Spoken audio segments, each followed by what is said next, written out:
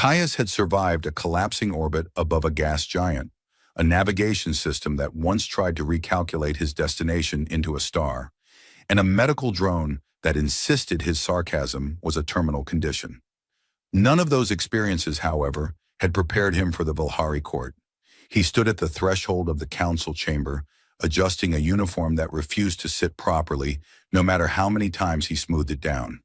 The fabric was technically adaptive, designed to respond to body temperature and posture, but it seemed to have developed a personal dislike for him.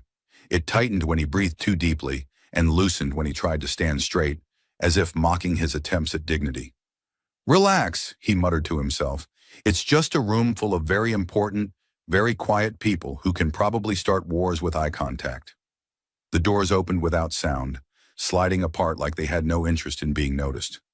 Inside, the chamber stretched wider than seemed structurally reasonable, its high ceiling threaded with soft, ambient light that shifted gently, like the inside of a living organism.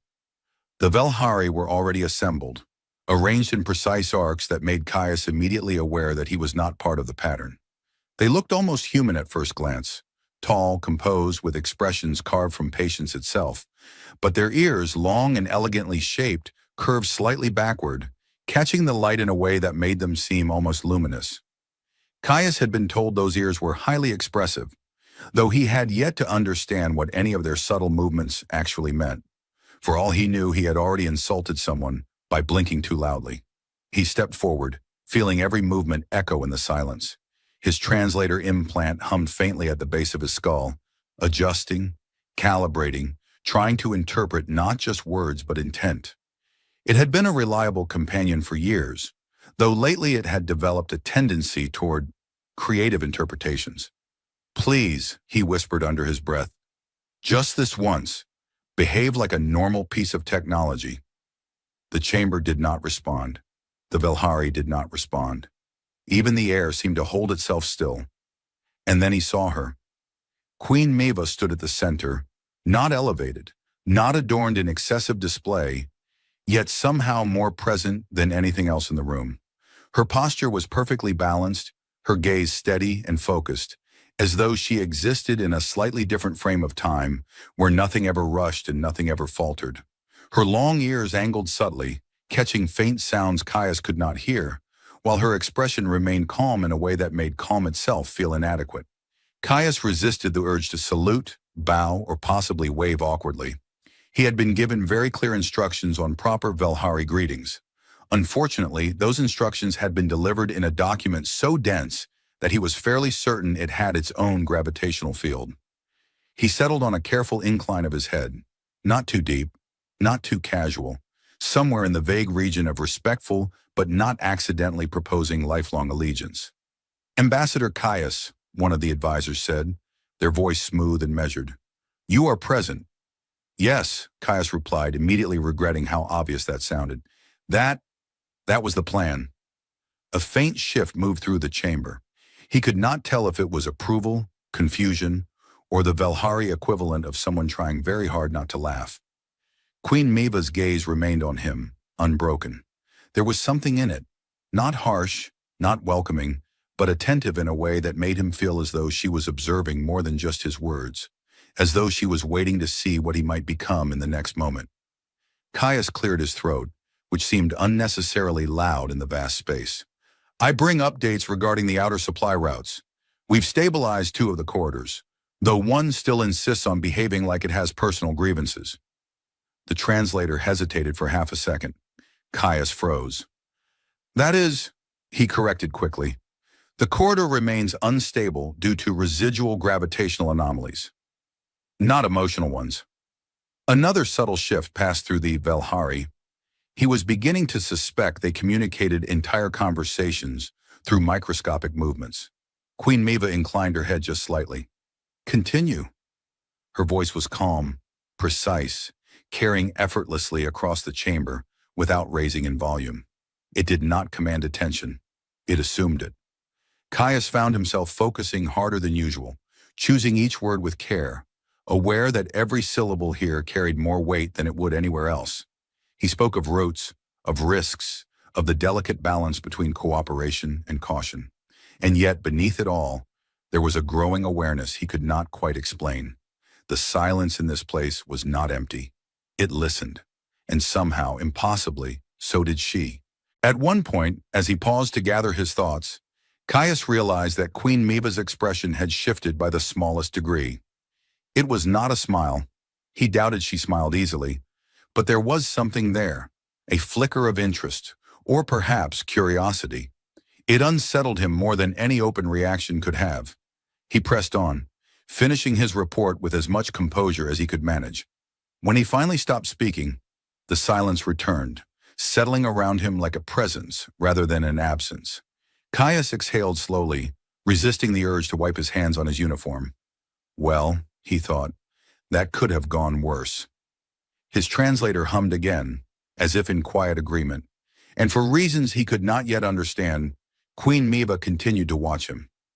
Caius decided, sometime between his third failed attempt at a proper Velari greeting and his translator suggesting he refer to a supply drone as honored mechanical elder, that survival in the Velhari court would depend less on intelligence and more on not saying anything memorable. Unfortunately, he had never been particularly skilled at either. Days passed in a rhythm that felt deceptively calm. The court functioned with an efficiency that bordered on unsettling, decisions flowing through layers of advisors without raised voices or visible disagreement. Even their arguments, when they occurred, sounded like carefully arranged music, precise, controlled, and somehow polite enough to make Caius feel like he should apologize for existing too loudly nearby.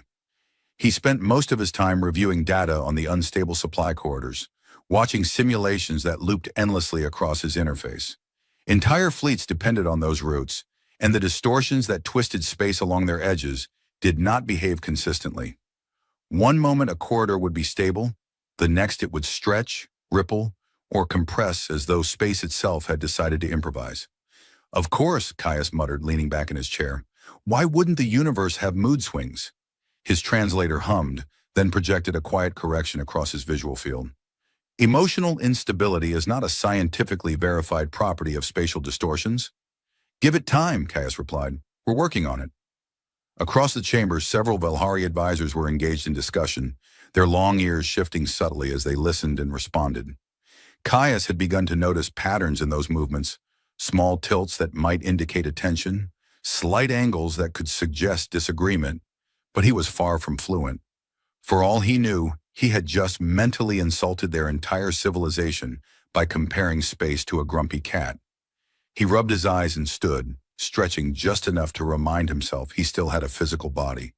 The chamber's ambient light adjusted as he moved, responding to his position in a way that felt both helpful and mildly invasive. Don't mind me, he said under his breath. Just existing. Carry on. He turned toward one of the open balconies that overlooked the inner city. The Velhari architecture spread outward in smooth, layered structures, each level connected by luminous pathways that curved like deliberate brushstrokes. Ships moved in silence between towering spires, their designs elegant and impossibly precise, as if someone had decided that even transportation should be aesthetically pleasing. Caius leaned lightly against the railing, watching a cluster of smaller vessels align themselves into formation. There was something almost calming about the order of it all, though he suspected that calm was hard-earned. You observe the patterns. The voice came from behind him, steady and unmistakable. Caius turned a little too quickly and immediately adjusted his posture into something he hoped resembled competence. Queen Mava stood a few steps away, her presence as composed as ever, her gaze directed not at him, but at the city beyond. I try to, he said. They make more sense than the instructions I was given. There was a brief pause. That is a common experience, Miva replied. Caius blinked. He was fairly certain that was the Velhari equivalent of humor. Encouraged, he gestured toward the distant ships. Everything here moves like it knows exactly what it's doing. Where I come from, half the time we're just hoping nothing explodes in a surprising way. Miva's ears shifted slightly, angling toward him. And does it often succeed? Not exploding? Caius considered. Statistically, yes. Impressively, no. Another pause followed, though this one felt different. Less formal, less rigid. Miva turned her gaze toward him now, studying his expression with that same quiet intensity he had felt in the council chamber. You approach instability with humor, she said. I approach everything with humor, Caius replied. It's a defense mechanism. Also, a lifestyle choice. And does it improve outcomes? He shrugged lightly. No, but it makes the outcomes easier to survive. For a moment, neither of them spoke. The distant movement of ships continued, silent and precise. Caius became aware of the fact that he was standing in the presence of a queen and discussing survival strategies like they were colleagues sharing a break. It was, he decided, either a very good sign or a very bad one. Miva turned back toward the city, her expression unchanged, though something in her posture seemed less distant than before. You have adapted quickly, she said. That's one way to describe it, Caius answered. Another would be, I'm making fewer mistakes that people can prove. A faint shift in her ears, he was almost certain now, suggested amusement. Fewer, she repeated. Let's not set unrealistic expectations, he added. The silence that followed was not uncomfortable. It settled between them in a way that felt intentional. Caius found himself relaxing slightly, though he remained aware that every word still mattered, even here, especially here. After a moment, Miva spoke again. Your report indicated that the third corridor remains unstable. Yes, Caius said, grateful for the shift back to something he understood. It's behaving unpredictably. Our models don't account for the fluctuations we're seeing. Then your models are incomplete. Very, he agreed. We're working on that. Miva's gaze lingered on the distant horizon. You will continue your analysis.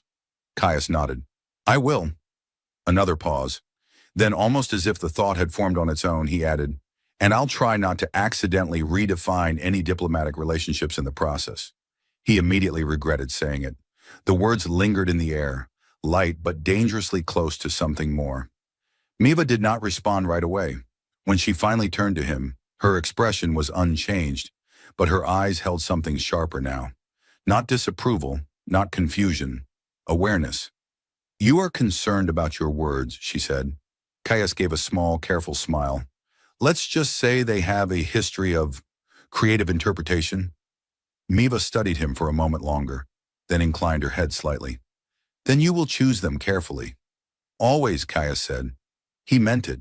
He just didn't yet know how difficult that would become. Caius knew the day had gone too smoothly. That was always the first warning sign.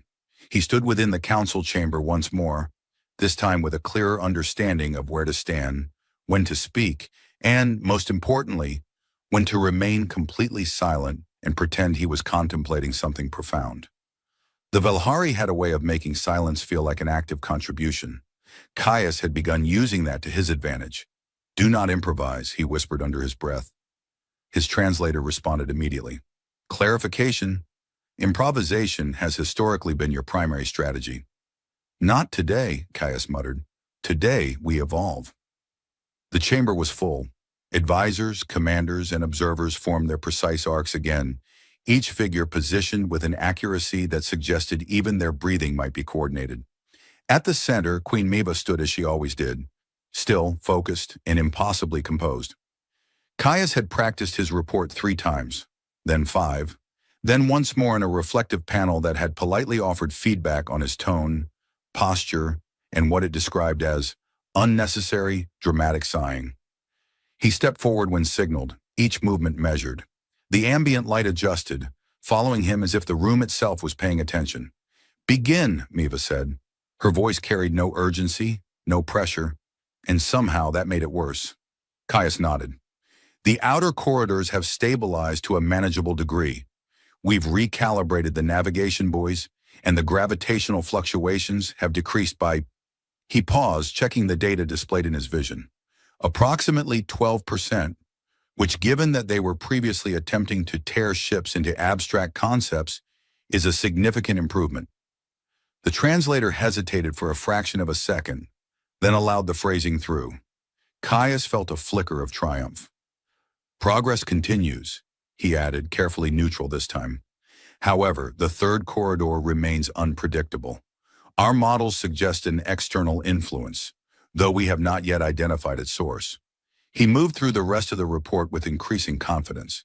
The words came easier than before, settling into place without resistance. He even managed to incorporate Velhari terminology without accidentally declaring allegiance to anything. This, he thought, is going well, which meant, of course, that it was about to stop going well. He reached the final segment, the conclusion he had rehearsed most carefully. This was the part that required direct address to the Queen. Formal, precise, safe. He turned toward Miva.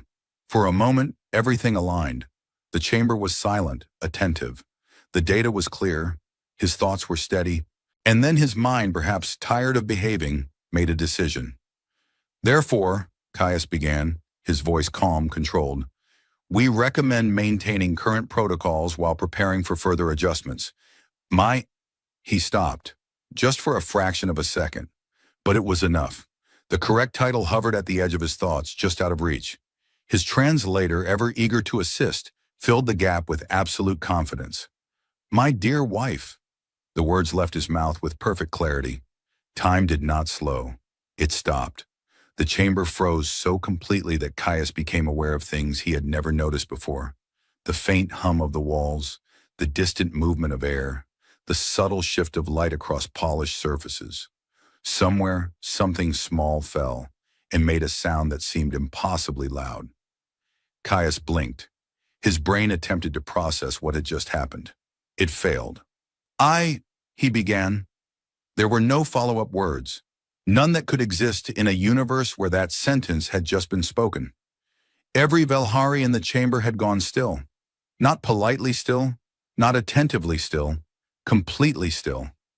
Caius became painfully aware of his own posture, his own breathing, the fact that he was currently standing in front of an entire alien court after accidentally declaring something that was, by all reasonable standards, catastrophically incorrect.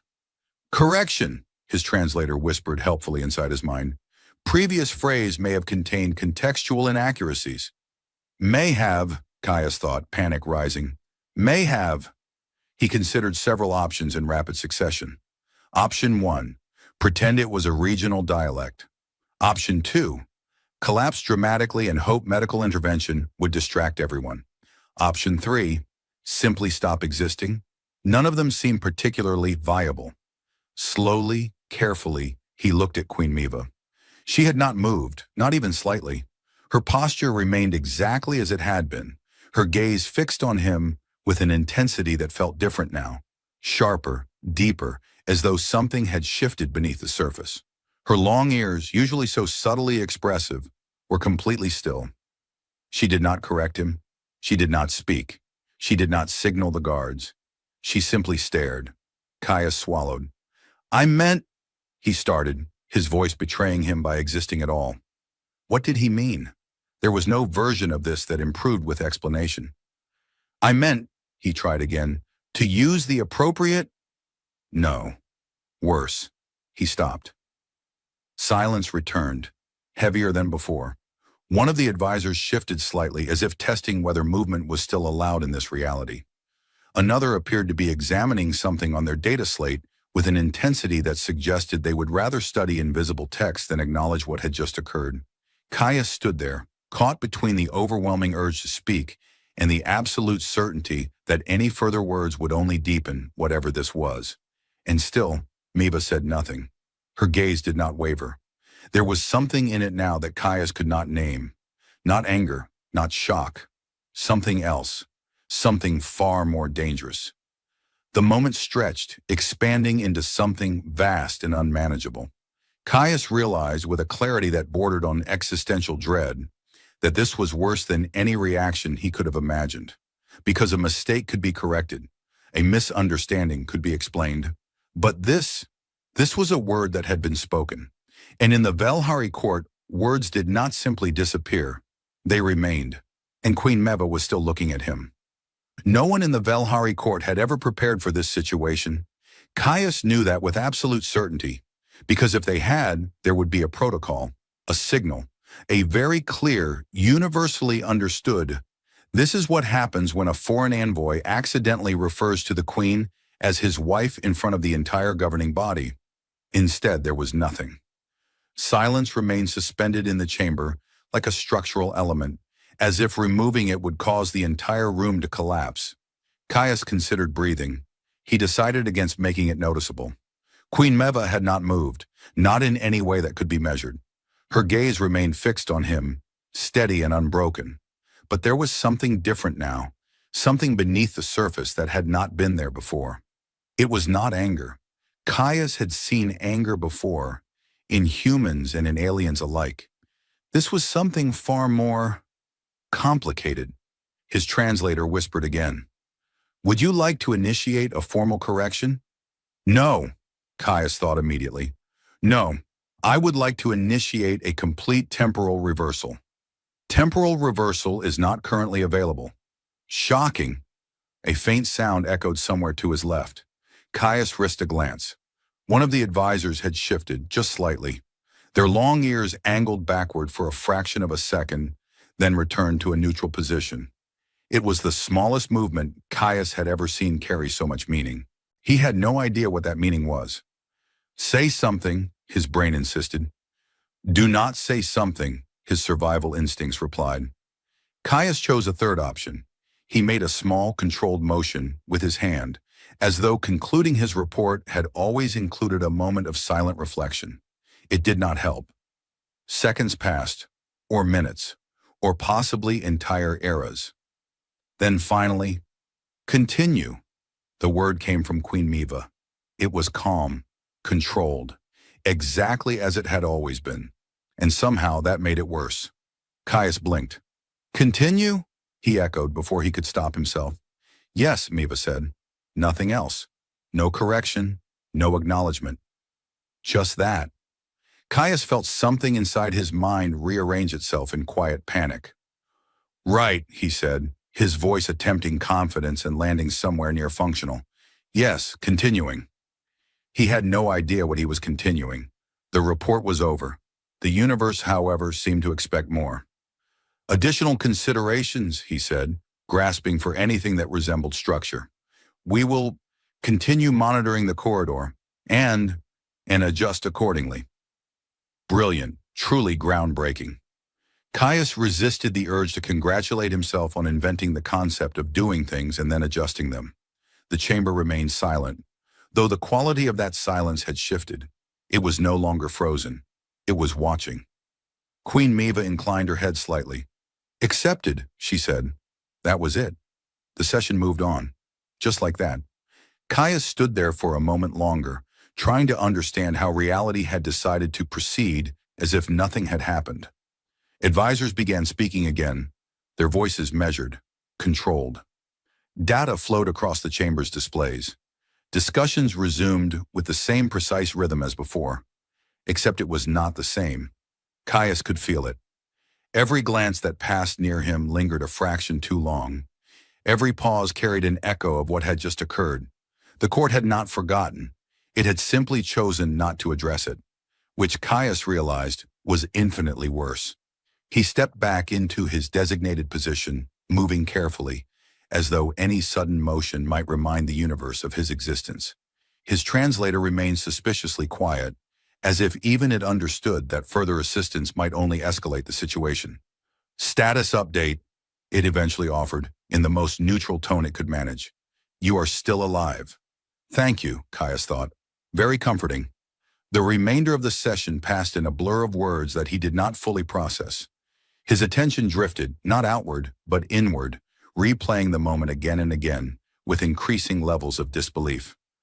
My dear wife. He closed his eyes briefly. Excellent, he thought. Truly exceptional work. No notes. When the council finally adjourned, the shift was immediate but controlled. Advisors moved with quiet efficiency, their long ears adjusting subtly as they resumed their individual tasks. Conversations began in low tones, none of which Caius could quite hear, but he was certain, absolutely certain, that his name had just become extremely interesting. He turned to leave. Ambassador Caius. He froze. Of course that would happen. Slowly he turned back. Queen Meva stood where she had been, though the chamber around her had begun to empty. Her gaze was on him again, steady, unyielding. Yes, Caius said, carefully neutral. You will remain, she said. It was not a request. Of course, he replied. What else was there to say? The chamber emptied fully, one figure at a time, until only the two of them remained. The silence returned, but this time it felt different. Not oppressive, focused. Caius stood a few steps away, resisting the urge to shift his weight. He had a sudden, vivid awareness of every word he had ever spoken in his life, all of them lining up to judge him. Miva studied him, not as a queen observing a subject, as something else. You chose your words, she said. It was not a question. Caius opened his mouth, closed it, opened it again. I chose incorrectly, he said, finally. Miva did not respond immediately. Her gaze remained on him, unwavering, as though she was examining not just the words, but the space behind them. In Velhari culture, she said at last, words are not chosen without reason. Caius let out a small breath. Well, he said, in human culture, sometimes they absolutely are. A pause, then, for the briefest moment, something shifted in her expression. Not quite a smile, but close enough to make his situation significantly more confusing. And yet, Miva said, you spoke them. Caius nodded slowly. Yes, he admitted, I did. The silence that followed was no longer empty. It was waiting. Caius did not sleep well.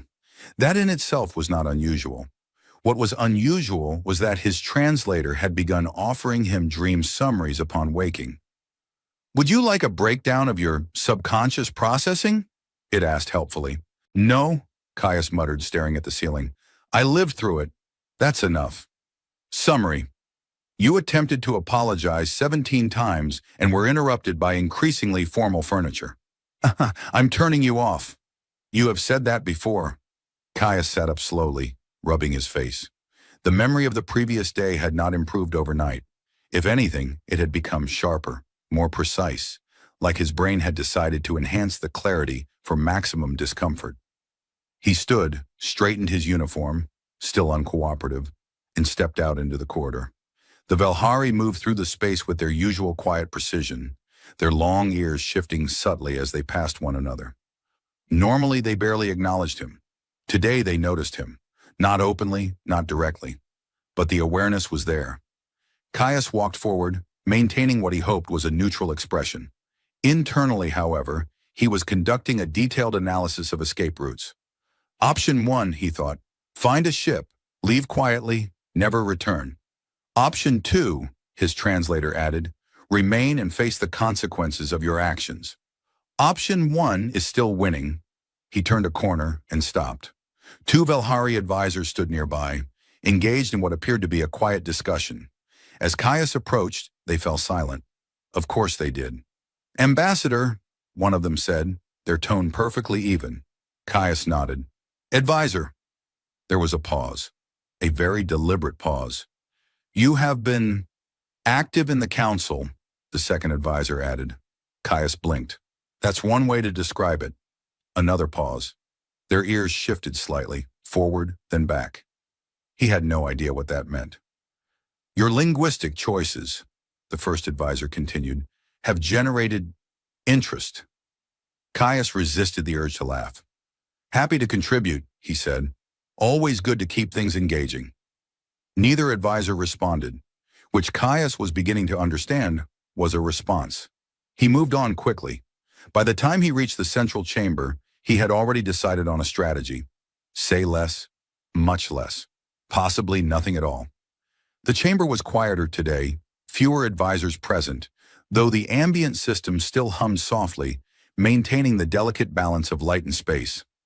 Caius stepped inside, taking his usual position, and focused intently on a data display that he did not actually need. If he looked busy, perhaps reality would leave him alone. It did not. You avoid interaction. Caius froze. He turned slowly. Queen Miva stood a short distance away, her posture as composed as ever, her gaze fixed on him with that same quiet intensity. I prefer the term strategic silence, he said. Miva regarded him for a moment. Is it effective? Caius considered. So far, it has prevented me from making things worse. That is a measurable outcome. I aim for measurable outcomes, he replied, a faint shift in her ears. There it was again. Caius was starting to suspect that was her version of amusement. Your presence has altered the court's equilibrium, Miva said. I was afraid of that, Caius admitted. I was hoping for something less noticeable. Maybe a minor disruption, a small, easily ignored ripple. This is not a small ripple. No, he said. I gathered that. Silence settled between them, though it felt different now, less rigid, more focused. Meva stepped closer, her movements precise, deliberate. Caius remained still, acutely aware of the distance between them, of the weight carried in every unspoken word. In Velhari understanding, she said, language reflects internal alignment. Caius nodded slowly. In human understanding, language reflects whatever happens to escape first. Miva studied him. And yet, she said, you continue to consider your words carefully. I'm trying to, Caius replied. There's a learning curve, a very steep one, possibly vertical. Another pause. You have not attempted to retract your statement, Miva observed. Caius hesitated. There it was, the question without being a question. I considered it, he said, extensively, repeatedly, with great enthusiasm. And, Caius exhaled, I realized I don't know how to do that without making it worse. Miva's gaze did not waver. Explain. Caius ran a hand through his hair, then immediately stopped, remembering where he was. Where I come from, he said, if you say something wrong, you correct it. You clarify. You explain what you meant. But here, he gestured lightly around the chamber. Here, words seem to stay. They do, Miva said. Exactly, Caius replied. So if I try to take it back, I'm not just correcting a mistake, I'm changing something that already exists. Miva remained silent. And I don't fully understand what that something is, he added. Another pause. Longer this time. Caius felt the weight of it, the quiet pressure of a moment that mattered more than it appeared. Then, unexpectedly, you are not incorrect, Caius blinked. I'm sorry. Your understanding, Miva said. It is incomplete, but it is not incorrect. Caius let out a small breath. I'll take that as progress. Miva inclined her head slightly. It is. The silence that followed was different again. Not tense, not uncertain. Something else. Caius shifted his weight just slightly, then looked at her. For what it's worth, he said, I didn't mean to create whatever this is. Miva's gaze held his. And yet, she said, it exists. Caius nodded. Yeah, he said quietly. It does. For a moment, neither of them moved. Then just before the silence could settle too deeply, if it helps, Caius added, I have absolutely no intention of calling anyone else that. The words slipped out before he could stop them. He froze. Of course he had said that. Miva did not respond immediately. But this time there was no mistaking it. The faintest curve touched her expression. And for the first time since the council chamber, Caius realized something that made his situation significantly more complicated. He was not the only one affected by that word. Caius decided that if reality insisted on becoming increasingly complicated, the least he could do was become useful inside it, which was how he found himself standing in a control chamber, orbiting a corridor that looked, quite frankly, like space had given up on behaving. The projection before him rippled in slow, uneven waves, bending light and distorting distance. Ships passing through it appeared to stretch, compress, and then snap back into form like they were reconsidering their existence mid-flight. Still unstable, he said. Correction, his translator replied. Extremely unstable. Thank you for the emotional upgrade. A Velhari technician stood nearby, monitoring the same data with perfect composure. Their long ears angled slightly toward the projection, shifting in ways Caius was almost starting to understand. Almost. Fluctuations are increasing, the technician said. Of course they are, Caius muttered. Wouldn't want things to get predictable. He stepped closer to the interface, pulling up additional layers of data. Energy signatures, gravitational drift. Something else, something subtle, buried beneath the noise. There, he said, pointing. That pattern, it repeats. The technician adjusted the display. It is irregular. It's pretending to be irregular, Caius replied. Which is worse. He leaned in, narrowing his eyes. The pattern shifted again, but not randomly. There was intent in it, a rhythm that didn't quite belong to natural phenomena. Tell me that's not artificial, he said. The technician did not answer immediately, which Caius had learned was never a good sign. Analysis is ongoing, they said at last. Right, Caius sighed, because saying yes would be too easy. A soft sound behind him made him turn. Queen Miva had entered the chamber. Of course she had. Caius straightened automatically, though he resisted the urge to look like he was trying too hard to be professional. Given recent events, that line had become dangerously thin. Status, she said, still trying to understand whether space itself is malfunctioning or if something out there is actively making our lives more difficult, Caius replied. I'm leaning toward the second option. Miva stepped forward, her gaze settling on the projection. The shifting light reflected across her features, though her expression remained unchanged. You detect intention, she said. I detect something that doesn't feel like chaos, Caius answered, which is suspicious. A brief pause. Most chaos is not this consistent. Miva's ears shifted slightly. Explain. Caius gestured toward the display. The fluctuations repeat, not exactly, but close enough, like something is testing the corridor, pushing it, seeing how it reacts. The technician adjusted the data again, highlighting the pattern more clearly. It is subtle, they admitted. Subtle is the worst kind, Caius said. It means whoever's doing it knows what they're doing. Miva observed the projection in silence. Then, what do you propose? Caius hesitated. Honestly, he said, we stop reacting to it. The technician turned slightly. Clarify. If something is testing the corridor, Caius continued, then it's expecting us to respond. Adjust routes. Change configurations. So we don't. That increases risk, the technician noted. Everything increases risk, Caius replied. But if we hold steady, we might learn more about what's causing it. Silence followed. Caius resisted the urge to fill it. Miva studied the data for a moment longer, then inclined her head. We will test this approach. Caius blinked. That was faster agreement than I expected? You are correct often enough to be considered, she said. I'll take that as a compliment. It is not. Still taking it. The technician began issuing commands, adjusting the corridor protocols to maintain their current configuration. The projection shifted again, the ripples continuing their slow, deliberate pattern. Caius watched closely. Come on, he murmured. Show me what you're doing. The fluctuations intensified briefly, just enough to confirm his suspicion. There, he said. It reacted. The technician nodded. Confirmed? Miva's gaze remained fixed on the projection. It adapts, she said. Exactly, Caius replied, which means it's not just testing the corridor. He paused. It's testing us. The realization settled into the room, quiet but undeniable. For a moment, no one spoke. Then, unexpectedly, if this works, Caius added, I would like it officially recorded that I made a correct decision under pressure. It will be recorded, Miva said. Good, he nodded. I need documentation, for personal reasons. Miva turned her gaze toward him.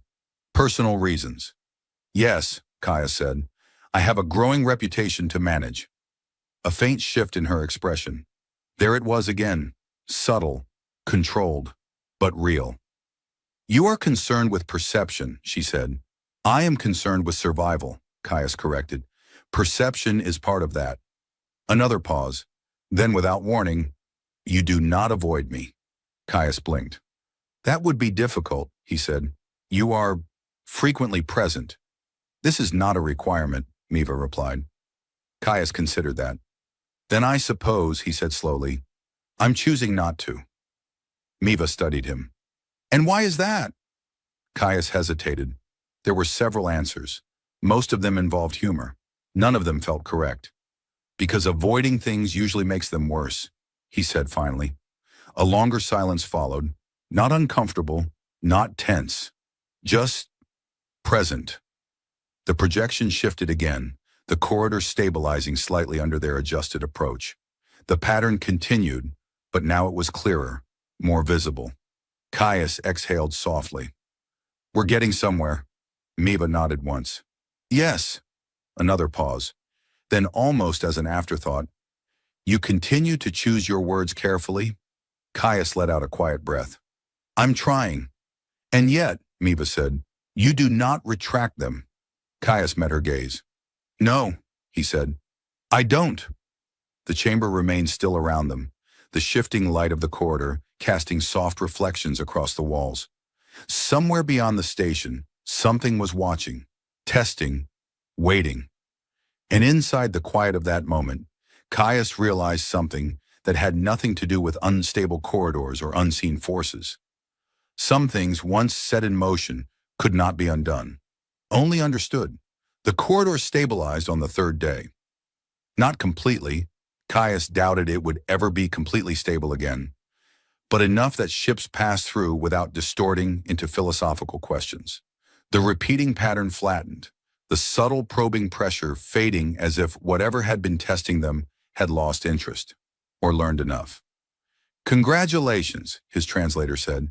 You have successfully discouraged an unknown force from experimenting on your infrastructure. Caius leaned back against the console. I feel like that should be more reassuring. It is not. Good, I'd be worried if it was. Around him, the control chamber moved with quiet efficiency. Velhari technicians adjusted final parameters, their long ears shifting in controlled motions that Caius could now finally read with some degree of accuracy. Satisfaction, relief, focus. He had learned. Not everything, not even close, but enough. Ambassador. Caius turned. Queen Mava stood a short distance away, her presence as steady as ever, though something about her felt different, not less composed, just less distant. We've confirmed the corridor's stability, Caius said. At least for now. If it decides to develop new personality traits, we'll handle that when it happens. Miva inclined her head slightly. Your approach was effective. I will absolutely be documenting that, Caius replied, extensively. You already have. Then I will document it again, with emphasis. A faint shift in her ears. There it was. He almost smiled. The chamber began to clear, technicians dispersing with quiet precision. Within moments, the space belonged to them again. The ambient systems softening the light as if the station itself understood that something had concluded. Caius hesitated. There were things left unsaid. Of course there were. There always were. He stepped closer, careful but no longer uncertain. So, he said, we solved the corridor problem. Mostly. The court is no longer watching me like I'm about to accidentally declare war or marriage again. Progress all around. Maeva regarded him. You have adjusted, she said. I've learned to pause before speaking, Caius replied. Sometimes. Not always. Not always, he admitted. A brief silence settled between them. Not heavy, not waiting. Just there. Caius exhaled softly. About that day in the council chamber, you wish to retract your statement, Miva said. It was not a question. Caius stopped. For a moment, the old instinct returned. The need to fix it, clarify it, turn it into something safe and forgettable. But that instinct no longer felt entirely correct. No, he said. The word surprised even him. Miva's gaze sharpened slightly. Explain. Caius ran a hand through his hair, then caught himself and let it fall back to his side. I meant to say something else, he said. That part hasn't changed. It was a mistake. Miva remained still. But, Caius continued, it wasn't empty. The words came slowly now, carefully chosen, not out of fear, but understanding. I didn't know what it meant when I said it, he added, and I still don't fully understand what it means here. In your world, in your culture. A pause. But I know it meant something. Miva did not interrupt. In mine, Caius said, words like that aren't just formal. They're personal. They carry weight because of what's behind them. And even if I didn't choose it intentionally, it came from somewhere. He met her gaze. I don't think I get to pretend it didn't. Silence followed. But it was not the silence of the council chamber. It was something quieter, closer. Miva studied him, her expression unchanged. But her presence felt different now, as if something had shifted just beneath the surface. In Velhari understanding, she said, words are not accidents. I know, Caius replied. I've learned that. And yet, she continued, you do not fully understand them. Also true. Another pause, then, they may be reinterpreted. Caius blinked. That sounds promising. It is not simple. I wouldn't expect it to be. Miva took a step closer. Not a command, not a formality, a choice. In Velhari culture, she said, a word spoken carries intent, whether known or unknown to the speaker. That intent can be examined, understood, accepted, or not. Caius nodded slowly. And in this case, Miva's gaze held his. In this case, she said, it has not been rejected. Caius felt something shift in his chest. Not relief, not exactly. Something steadier. Okay, he said quietly. That's okay. A small silence passed between them. Then, because he was still himself, so I'm not under arrest, he added. No.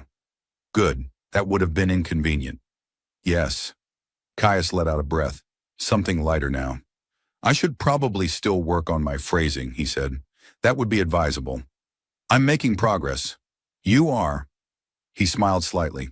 Carefully chosen words, he said. Yes. Another pause, then softer. Caius. He looked at her.